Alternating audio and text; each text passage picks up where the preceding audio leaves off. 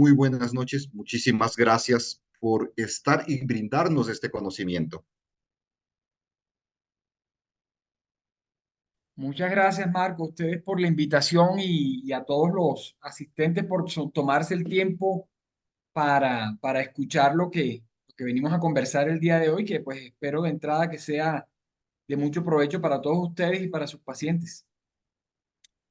Claro que sí, doctor. Muchísimas gracias por su tiempo, estimados médicos. Gracias por la participación de cada uno de ustedes. Al final tendremos las preguntas. Básicamente, si tienen alguna pregunta, por favor, nos dejan saber en el chat para nosotros comunicarle al doctor y tener esa comunicación. Pues, doctor Iván, permítame presentarle. El doctor Iván Francisco Pérez, médico pediatra con más de 25 años de experiencia clínica, director y fundador de Holobionte, que básicamente es una empresa de apoyo científico que se relaciona mucho con la microbiota, probióticos y prebióticos. Además, doctor, usted es capacitador nacional e internacional en temas concernientes a la microbiota humana y sus moduladores. Muchísimas gracias, bienvenido, doctor. Y pues vamos a tener un conversatorio básicamente sobre el tema metabólico, doctor. En una anterior sesión nosotros tuvimos la oportunidad de conocer sobre otros profesionales los conceptos de la microbiota. Tuvimos la oportunidad de conocer un poquito la importancia del manejo entre la microbiota y la disbiosis. Ahora sabemos, pues, doctor, que la microbiota intestinal ejerce un papel clave en el proceso digestivo y en la regulación metabólica del hospedador. ¿Cómo funciona esto, doctor? Bueno, a ver, mira, lo primero que creo yo que es importante que recordemos, porque estoy seguro que los encuentros anteriores con los otros profesionales seguramente les han mencionado lo que es las definiciones básicas de lo que es la microbiota, el microbioma, el metaboloma, pero me gustaría que lo tuviéramos muy claro porque, entre otras cosas, este mes, el mes de junio, es el mes de la microbiota humana, el microbioma. Específicamente, el 27 de junio se celebra el Día Mundial del Microbioma. Entonces, y siendo consecuentes con esto, me gustaría que todos tuvieran conceptos muy claros porque en ocasiones utilizamos palabras que posiblemente no son las adecuadas por no tener el concepto claro. Pero lo primero que quiero yo que tengamos todos claros y que hablemos el mismo idioma es que microbioma y microbiota no es lo mismo. Son dos conceptos diferentes. El microbiota es el conjunto de, que también pienso yo, bajo mi concepto muy personal, creo que está mal enfocado la definición. El microbiota es el conjunto de microorganismos que viven en nosotros y con nosotros, ¿sí? Que hace referencia a virus, hongos, arqueas, bacterias, inclusive parásitos. Cada uno de ellos debería tener un nombre. La bacteria debería llamarse bacteriobiota, los virus, viriobiota, ofagoma, ofagobiota, los hongos micobiota, las arqueas, arqueotas. Esas, cada uno debería tener una definición, pero en términos generales se le llama microbiota a toda esta agrupación de microorganismos. Y microbioma es estos microorganismos más toda la suma de los factores bióticos y abióticos que rodean esta microbioma. Entonces, las células del hospedador, el DNA del hospedador, las enzimas, las proteínas, todas las sustancias que rodean a esta microbiota conforman lo que se llama microbioma. Entonces, cuando nosotros hablamos de esta microbiota en función de lo que realiza dentro del huésped, nos referimos a la microbioma o al microbioma. Y cuando nos referimos a un microorganismo o grupos de microorganismos estudiados por fuera del marco de la función corporal, nos referimos a microbiota. ¿Ok? Entonces eso es importante. Ahora, ¿qué relación tiene esta microbioma con nuestra salud metabólica toda? Lo primero que quiero decirles yo es que se han hecho experimentos y han cogido ratoncitos que se denominan axénicos. Los ratones axénicos son estos que son criados sin microbiota, ¿sí? Estos ratoncitos, primero que todo, no viven mucho tiempo, se mueren rápidamente, sufren de alergias, sufren de cáncer, sufren de artritis, sufren de una cantidad de enfermedades y la gran mayoría de los alimentos que ellos consumen no los pueden metabolizar. Con base en estos estudios se ha podido determinar que hasta el 90-95% de todos los alimentos que nosotros consumimos son metabolizados por nuestro microbioma, no por nuestras células humanas. ¿Qué quiere decir esto? Que si yo no tuviera microbiota en mi cuerpo, o sea, un microbioma, no, yo no podría metabolizar la gran mayoría de los alimentos que consumo y me muero. Entonces, comencemos por ahí. Comencemos por el hecho de que el metabolismo de los alimentos es mucho más importante en términos de microbioma que en términos de células humanas. Ahora, este microbioma es capaz de producir algo que se llama metaboloma. El metaboloma no es más que el conjunto de genes que se han podido encontrar producidos por la microbiota humana que se relacionan con productos metabólicos de esta microbiota, que pueden ser proteínas, que pueden ser ácidos grasos, que pueden ser carbohidratos simples, que pueden ser muchos tipos de moléculas complejas o simples que se producen a partir de nuestra microbiota en el marco de la microbioma, ¿sí? Todas estas moléculas que produce nuestra microbiota, sea intestinal o en otros lugares, pero principalmente nos referimos a la intestinal porque es la más grande, ¿sí? Es la más estudiada y es la que más tiene alguna relación encontrada en estudios clínicos con nuestra salud, tiene funciones sobre el metabolismo humano. Es así como una de las principales sustancias y las que a mí más me gustan, que son los ácidos grasos de cadena corta, que son producidas por la microbiota humana. Yo los denomino la piedra angular de la modulación de la microbiota del estado de salud de las personas. La microbiota humana produce un abanico de metabolitos que influyen en nuestra salud metabólica, pero los ácidos grasos de cadena corta influyen en casi todas las funciones. Entonces, a mí me gusta mucho mencionarlos y tomarlos por ejemplo porque estos ácidos grasos de cadena corta intervienen en muchos procesos de nuestro metabolito, desde la salud metabólica a nivel del páncreas hasta la salud metabólica a nivel del hígado, en el que tú me quieras, yo te puedo decir que la microbiota humana tiene algún tipo de función ejerciendo un efecto modulador, que si esta microbiota o este microbioma es adecuado, ese efecto modulador es bueno, pero si esta microbioma es disbiótica, este efecto pues no será el más adecuado. Perfecto, doctor. Muchísimas gracias, en especial por pues aclararnos el tema del microbioma y la microbiota. Y en ese orden de idea, doctor, ¿cómo se puede comenzar a estudiar la microbiota? Ok, entonces mira, yo tengo una consulta de microbiota humana. La idea es que yo a partir de un interrogatorio exhaustivo de los hábitos, de la historia clínica del paciente, sumado a los hábitos de vida de este paciente, podría darme una idea de cómo es el estado de la microbiota de esta persona. ¿Sí? Por los alimentos que consume, si realiza o no realiza ejercicio, enfermedades previas, eh, consumo de medicamentos, una historia clínica pues muy completa. Y la gran mayoría de los pacientes que yo manejo, con el hecho de poderlos interrogar en una consulta prolongada, yo más o menos podría darme una idea de qué tipo de microbiota puede tener, si es disbiótica o no, si puede estar relacionada con un síndrome de intestino permeable o no, y cómo puede ser el estado de su metaboloma. Sin embargo, cuando uno quiere un estudio más específico de cómo es el estado de una microbioma intestinal, aunque también ya lo están haciendo en muchos otros sitios del cuerpo, pero lo que está más desarrollado es en el microbioma intestinal, existen estudios que se llaman estudios de metagenómica.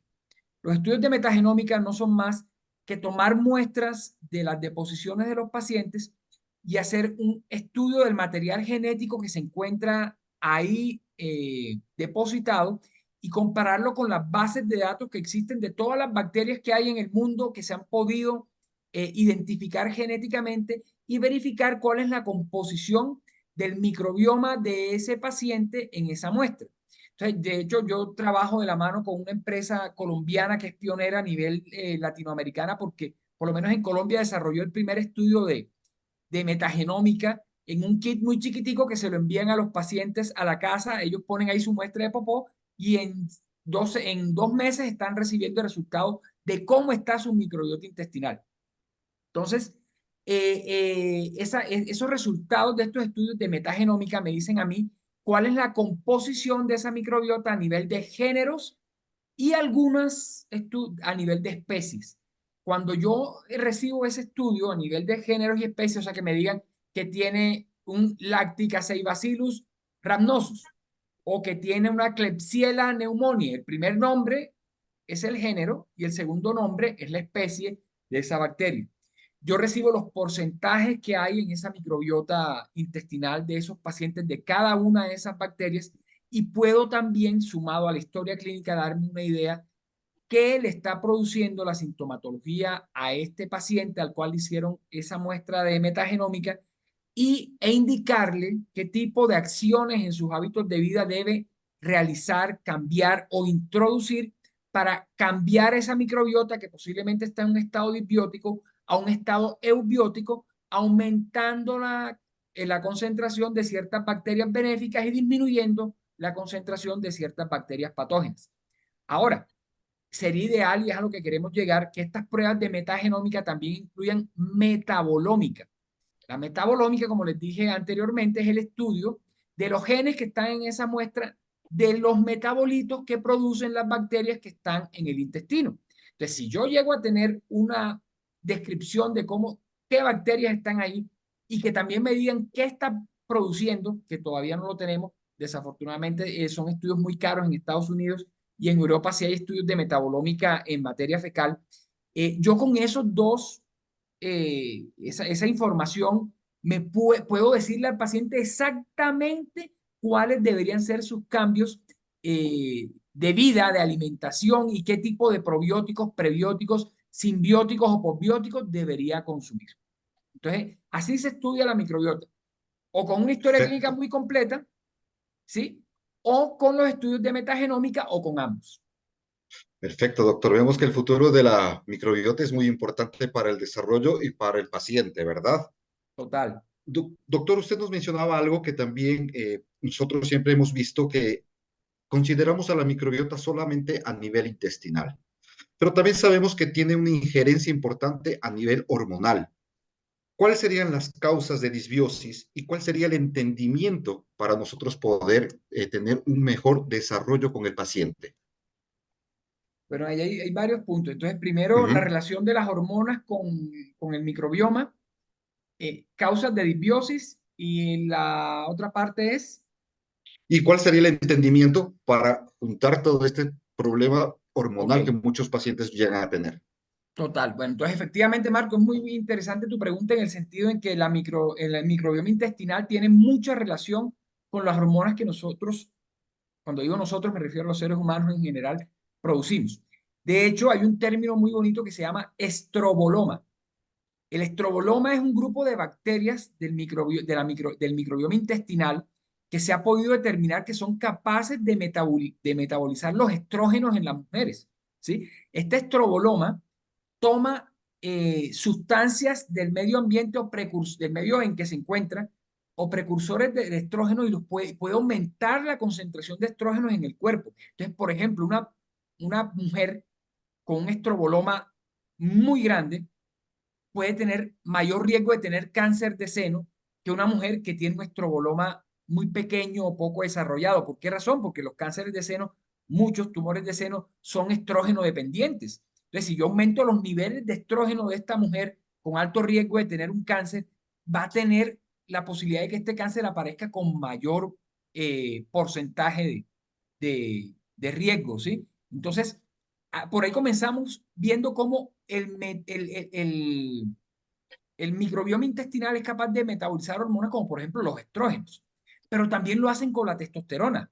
Imagínate que hay un grupo bueno, antes de decirte eso, la testosterona actualmente está cobrando un papel muy importante en la salud tanto masculina como femenina porque se ha podido determinar que hombres con niveles bajos de testosterona por debajo de 300 microgramos por mililitro tienen alto riesgo de presentar obesidad, diabetes mellitus tipo 2, ¿sí? Hipertensión arterial o un abanico de enfermedades metabólicas, incluyendo el síndrome metabólico en pleno. Y hay ciertas bacterias que se relacionan con niveles bajos de testosterona. Entonces, si yo, por ejemplo, sé que en uno de estos, en una consulta mía me llega un caballero que está con un síndrome metabólico y yo le hago la prueba de metagenómica para microbiota y veo que tiene bacterias que metabolizan la testosterona, pues yo le tengo que dar una suplencia de testosterona a este caballero, ¿sí? Y hacerle cambios con ciertos probióticos o alimentación o prebióticos para que disminuya la concentración de esas bacterias que metabolizan la testosterona.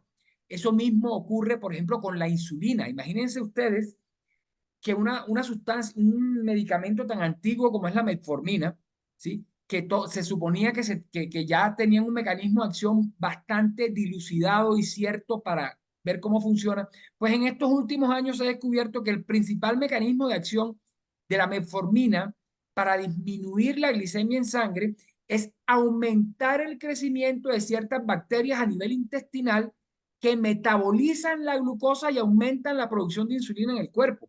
Entonces, fíjense lo importante que es mantener un microbioma sano de cara a tener una adecuada regulación en la producción de hormonas en nuestro organismo. Esto se aplica también para el cortisol, se aplica para la hormona de crecimiento. De hecho, miren, hay un probiótico muy bonito que producen en Francia y estamos en pos de traerlo acá a Latinoamérica, que se encarga de regular la producción de GH, ¿sí?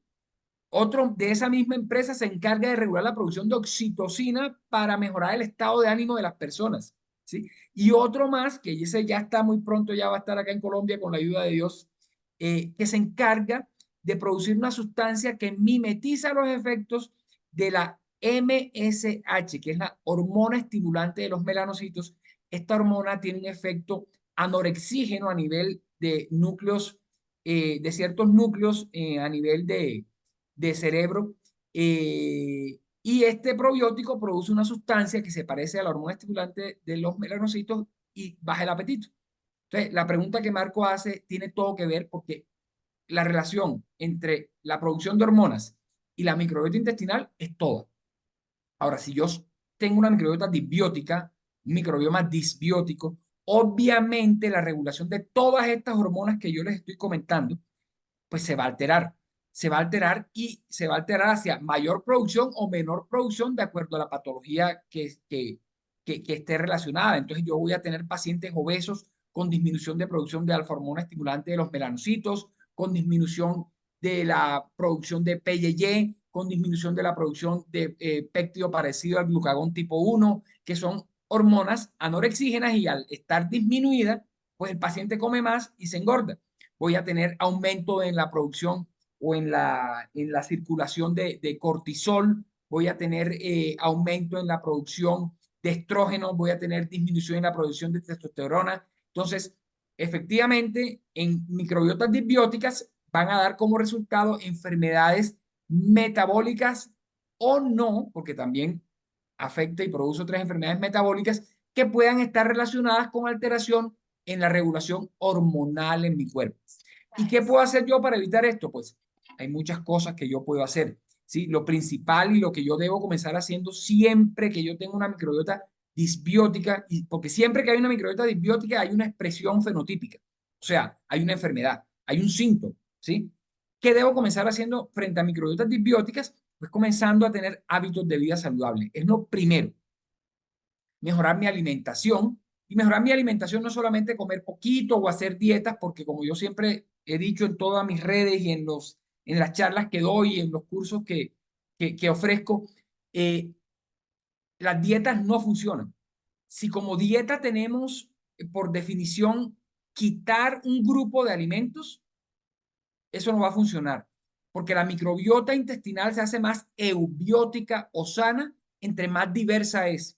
Y es más diversa entre más grupos diferentes, o sea, géneros y especies de bacteria hay. Y tengo yo más grupos diferentes de géneros y especies de bacteria hay, entre más diverso yo como. Entonces, si yo quito un grupo de alimentos de mi alimentación para hacer una dieta, ese grupo encargado de metabolizar ese tipo de alimentos en mi microbiota va a desaparecer, porque no va a tener alimento. Y si va a desaparecer, mi microbiota se hace menos diversa. Y si mi microbiota se hace menos diversa, se vuelve disbiótica. Y si se vuelve disbiótica, yo me enfermo. Entonces, lo primero es que hay que saber cómo alimentarse de forma adecuada, no hacer dietas, ¿sí? Sino alimentarse de forma adecuada. Y esto es individual, porque como también se lo han dicho otros profesores en otras charlas, La microbiota humana, el microbioma humano tiene la característica de que es como una huella dactilar. No hay dos microbiomas iguales, no existen, ni siquiera en gemelos idénticos recién nacidos tienen microbiomas intestinales iguales. Entonces, esto es de lo que le estoy hablando, de mejorar con primeramente hábitos de vida, debe ser individualizado y eso es a lo que va la medicina actual. Es hacia la medicina de precisión, o sea, tratar a cada persona como un individuo diferente a otro individuo con intervenciones distintas por su singularidad. ¿Sí? Entonces, mejoro mi disbiosis con dieta, ejercicio, horas adecuadas de sueño, regulando mi ciclo circadiano, disminuyendo el estrés, disminuyendo el consumo de alcohol o medicamentos. Entonces, existe un sinnúmero de maneras de hacerlo que depende del tipo de disbiosis que usted tenga.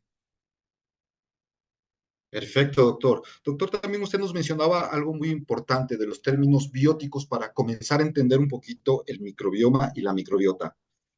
¿Cuál sería su concepto del posbiótico, doctor? Se está escuchando mucho actualmente el tema del posbiótico, posbiótico, posbiótico, y básicamente lo están refiriendo mucho con el tema metabólico. ¿Cómo sería la relación? Ok, entonces, pues bueno, ya ustedes deben tener claro las definiciones básicas que es un probiótico. Un probiótico es un microorganismo vivo que dado a cantidades adecuadas es capaz de producir un estado benéfico en la salud de la persona que lo consume. Esta fue la definición que dio la FAO y la OMS en el 2001 y es la que todavía mantenemos. Los siguientes términos, prebiótico, simbiótico y posbiótico, han sufrido cambios considerables desde 2001 hacia acá, ¿sí? Y la IPA y la ISAP, que son dos de las organizaciones más grandes que se encargan de regular estos temas de la microbiota humana, han sacado diferentes definiciones. El término que más conjetura tiene y más discusión ha traído es precisamente el que Marco trae a colación, el término de posbiótico. Anteriormente se consideraba que un postbiótico simplemente era una sustancia producida por una bacteria probiótica. Eso era un postbiótico. Actualmente el concepto no es así. Cambió en 2021. Se considera como postbiótico dos tipos, digamos, de sustancias o de componentes.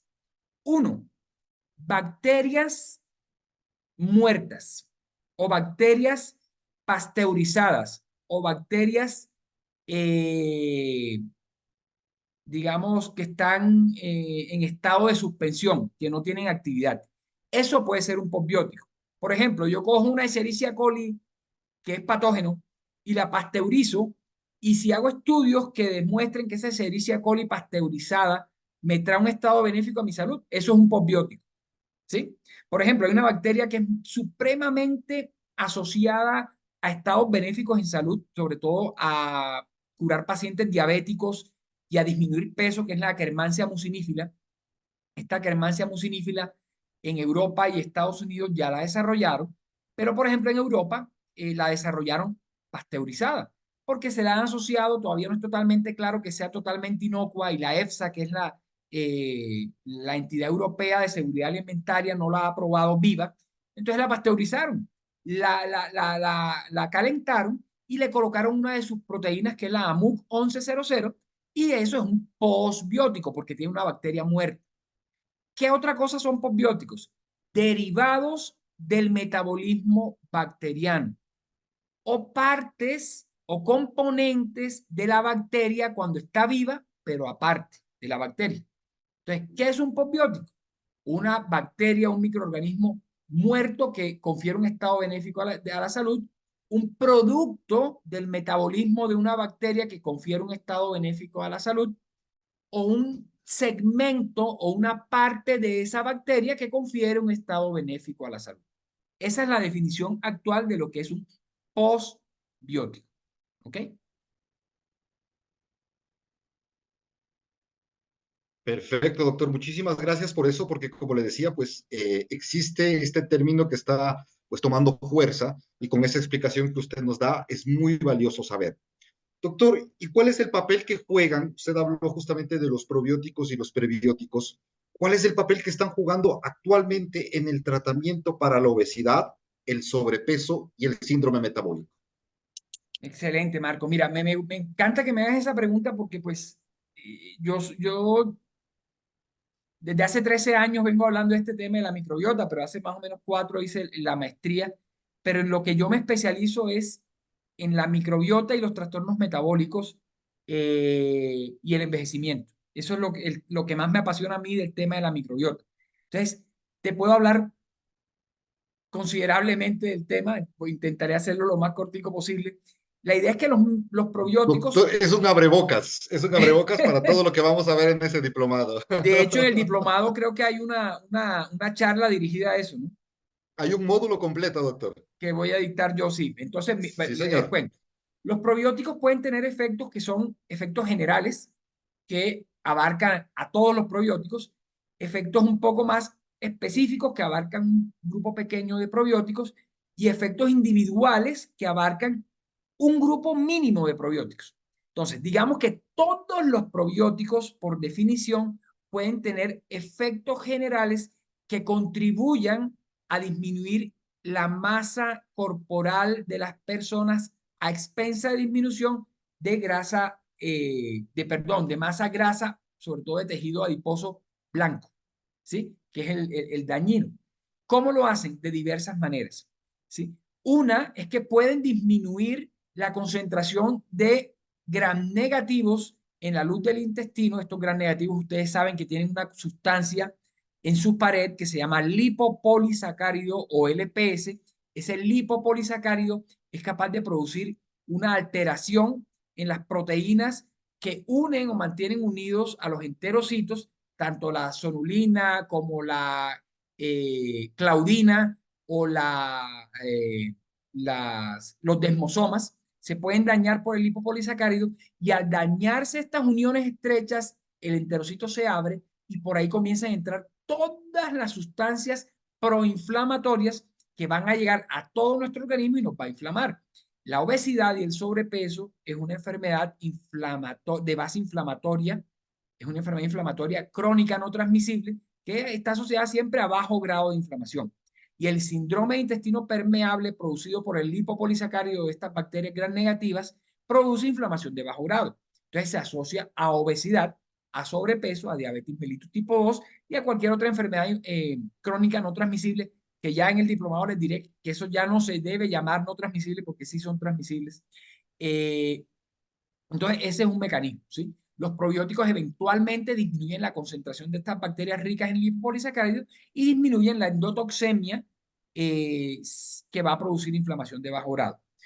Otra forma como pueden actuar los probióticos. Hay ciertos probióticos, entonces yendo más abajo, en probióticos de los grupos más pequeños, ciertos probióticos que pueden inducir en el enterocito la producción de colecistoquinina y de un péptido denominado péptido PYY.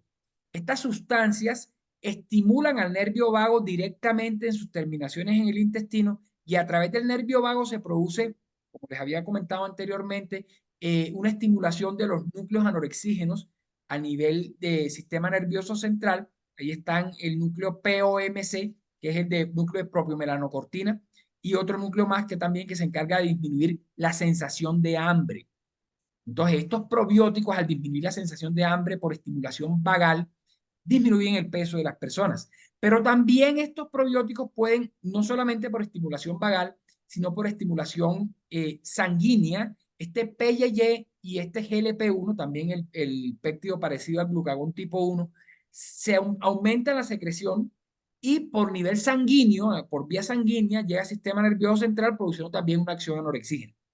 Otros probióticos son capaces de tomar la fibra que nosotros consumimos y convertirla en butirato y otros ácidos grasos de cadena corta que tienen una acción importante, aumentando también no solamente la producción de GLP-1 y de PYY, sino que aumentan, por ejemplo, la secreción de serotonina, ¿sí? Coge el butirato producido por ciertos probióticos a partir de la ingesta de fibra es capaz de aumentar primero los receptores de 5-hidroxitriptamina a nivel intestinal para que se capte más triptofano, se convierta en 5-hidroxitriptamina y vaya al sistema nervioso central produciendo un estado de, digamos, benéfico en el estado de ánimo que no te conlleva a tener ansiedad y a rellenar la ansiedad con alimentos, ¿sí? Entonces, estos son algunos de los mecanismos por los cuales los probióticos eventualmente podrían producir disminución del peso, del índice de masa corporal de las personas, pero también pueden entrar y hacer un papel importante en la beta-oxidación de ácidos grasos, pueden convertir el tejido graso blanco en tejido graso marrón, que es un tejido endocrino favorable para la salud metabólica de las personas, pueden disminuir el hígado graso, disminuyen la absorción de triglicéridos y grasas a nivel intestinal. Bueno, los mecanismos realmente son muchísimos y cada mecanismo tiene una disertación. Pero en términos generales, como les digo, los mecanismos más grandes por los cuales pueden intervenir para mejorar su salud metabólica son algunos de estos que ya les mencioné. Claro, doctor, muchísimas gracias por esos conceptos. Con Doctor, gusto. hablando un poquito, usted nos mencionaba sobre la medicina de precisión. Sabemos o conocemos que el fármaco microbiota tiene una funcionalidad. ¿Y qué sucede con las microbiotas sintéticas actualmente? Ok, ese también es una pregunta interesante y de hecho también creo que va a estar en el Sí, diplomado, señor. vamos a tener Ujú. una unidad de eso. Eso es algo que viene creciendo de una manera vertiginosa. Imagínense ustedes que actualmente eh, bueno, se están haciendo tantas cosas, pero vamos a comenzar de pronto de lo más simple a lo más complejo. Ya la FDA aprobó un medicamento que se llama Vedanta. El Vedanta es un consorcium. Los consorcios no son más que bacterias identificadas con una acción en particular que cuando se colocan juntas potencializan su efecto. O sea, son como un medicamento. El Vedanta es un medicamento que se utiliza y está hecho a base de bacterias. Son bacterias vivas, son probióticos, que se utiliza para las infecciones recurrentes por Clostridioides difficile, o sea, para los pacientes que tienen colitis pseudomembranosa o que han tenido infecciones previas que hace que la que sigue sea más grave. Entonces ya se puede y se ha podido determinar que la unión de esos probióticos son capaces de actuar como un medicamento contra la infección con Clostridioides difficile. Siguiendo y subiendo más, los fagos, que no son más que proteínas que infectan a los virus, nosotros todos tenemos un fagoma en nuestro cuerpo, que de hecho es mucho más numeroso que nuestra microbiota bacteriana. Ese fagoma se ha podido determinar que si yo logro cambiar o modificar las características de mi fagoma intestinal, el fagoma que va a atacar, digamos no atacar porque suena como si le estuviera haciendo un daño, pero el fagoma que va a infectar a mis bacterias de mi microbiota, yo lo puedo modular para que ese fagoma cambie el metabolismo de esa microbiota para producir sustancias que actúen a favor mío y no en contra. Tercero, yo puedo coger carrocería bacteriana de mi microbiota, por ejemplo, una E. coli. Yo puedo coger esa E. coli, quitarle los genes de patogenicidad o resistencia antibiótica e introducir en esa E. coli sustancias que maten a otras E. coli patógenas en la microbiota donde la voy a insertar. Y así puedo pasar una microbiota de disbiótica a eubiótica. Puedo fabricar por nanotecnología, ¿sí? Unas bacterias que vayan a mi microbiota intestinal haciendo que crezcan bacterias buenas y que se mueran las malas por competición. Entonces, esto es solamente algunas de las cosas que actualmente se están haciendo para la manipulación de forma sintética de las microbiotas de las personas para obtener efectos benéficos en la salud de estas. Eso sin hablar, por ejemplo, de la transferencia de microbiota fecal, que eso es algo que ya se está depurando cada vez más y es, digamos que como la base, porque de ahí para arriba hay una cantidad de cosas que se hacen de forma muy, muy específica, pero la gran mayoría están en estudios preclínicos, todavía ni siquiera en estudios en humanos, pero ya muy pronto estaremos ahí y utilizándolo para la salud humana. No, doctor, realmente es conocedor y usted pues sabe muchísimo, se ha preparado muchísimo en la microbiota. Me gusta mucho. Solamente agradecerle, doctor, esos conocimientos los vamos a tener. Y doctor, conversando un poquito más ya para ir terminando, pues, doctor, en este programa de diplomado, ¿qué es lo que van a aprender los estudiantes con todos estos módulos que se les va a brindar?